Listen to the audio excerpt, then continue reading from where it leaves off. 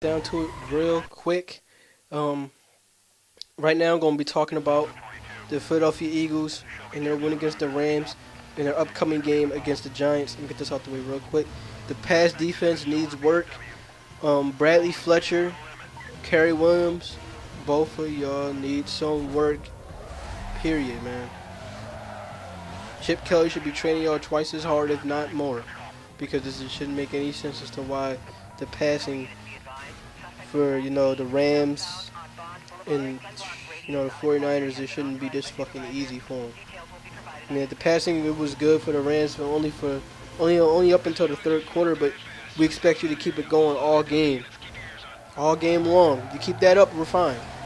This is what I want to see. That's what I want to see from the Eagles, man. That's what I want to see from those two. Keep it up.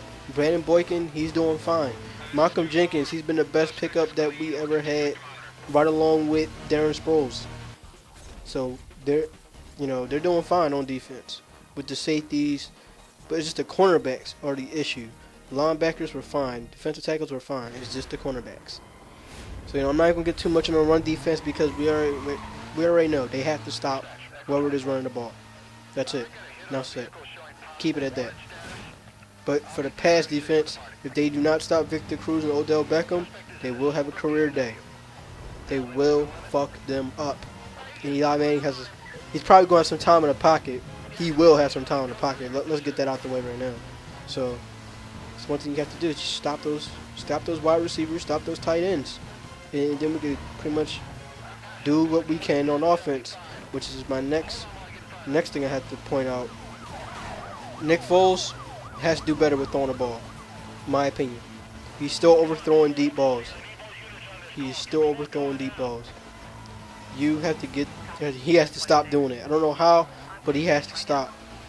Because he's going to end up throwing an interception. You saw those games versus the Rams.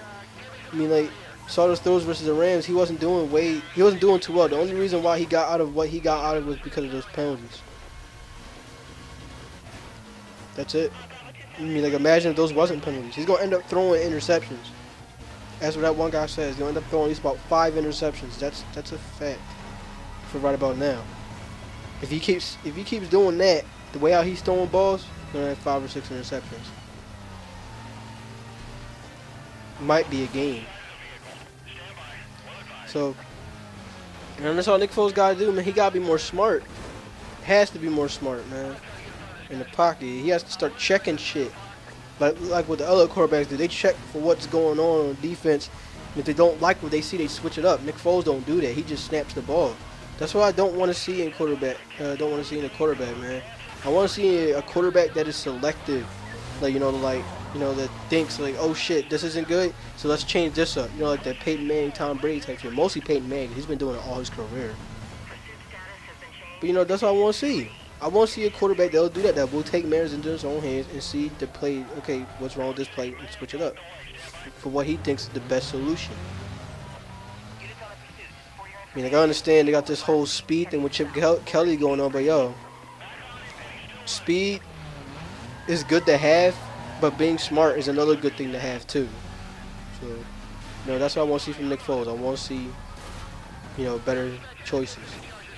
Now from LaShawn McCoy, it's not his fault. I keep telling people this all the time. It is not his fault. You need to stop blaming him for bullshit.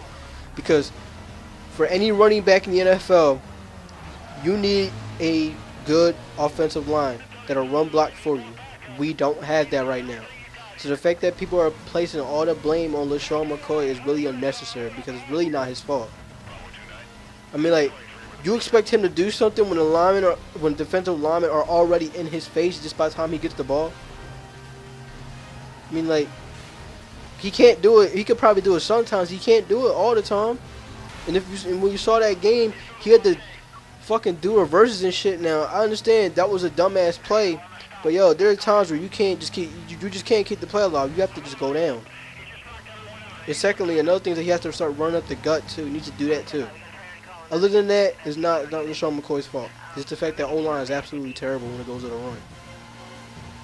Those are the only things I would blame LaShawn McCoy for, is the fact that he doesn't go down. He tries his best to keep the play alive when he really can't do it, and he does not go up the middle.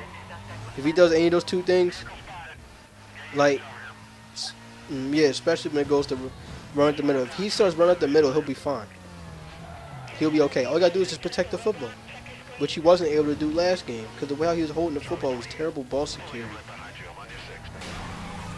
It's the same for Nick Foles when he slide down head first, which is a completely dumb move. Put a Mike Vick. So that's all I gotta say, man. Just do those two and you're fine. Go down when you know the play can't be brought back to life and run it, punch the ball at the middle. Now I'm gonna go ahead and go on to my week 6 picks for the NFL. I'm gonna make it quick. I can't point out details or anything. I'll just make it quick. Indianapolis. There you go. Versus Houston. Houston's gonna win that game. That's tonight. From what I'm recording, it's tonight. It comes up tomorrow. We'll find out what the score is. I say Houston's gonna win. New England versus Buffalo. Buffalo's gonna win. Carolina versus Cincinnati. Carolina's gonna win. I'm gonna take a chance on them. Pittsburgh versus Cleveland. Cleveland, because Pittsburgh is absolutely shitty in my eyes. He lost to the fucking Tampa Bay Bucks. I think they lost another game. I don't know what they did. Lost the game after that. So I say Cleveland's gonna win. Green Bay versus Miami. Green Bay. Detroit versus Minnesota. Detroit. Denver versus New York. Denver. No, not. Nah, I'm gonna say New York. I think Peyton might lose that one. Might lose that one. Baltimore versus Tampa Bay. Baltimore. Jacksonville versus Tennessee. If I really had to choose, I'd say Jacksonville. San Diego versus Oakland. San Diego. And I'm gonna start Antonio Gates because right now I'm gonna just say fuck it. I don't care about my fantasy team anymore. Fantasy team is 0-6, so I really don't give a shit about it anymore. Once I got the not 0-6, 0-5. Once I got the 0-4, I just completely stopped trying. Washington versus Arizona. Chicago versus Atlanta. Dallas, of course, versus the Seahawks. Yeah, versus Seattle Seahawks. Of course, I want to see the Seahawks. New York Giants versus the Philadelphia. You already know. Eagles.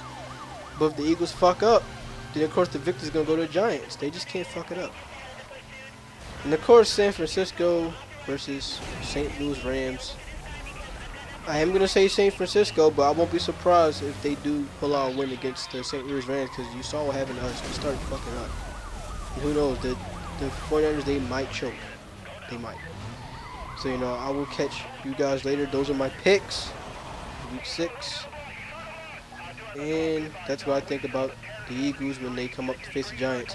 One other thing before I go, I really do I just can't wait to see what those black uniforms look like for the Eagles. I mean, I saw it on the Falcons, like 2004, 2005.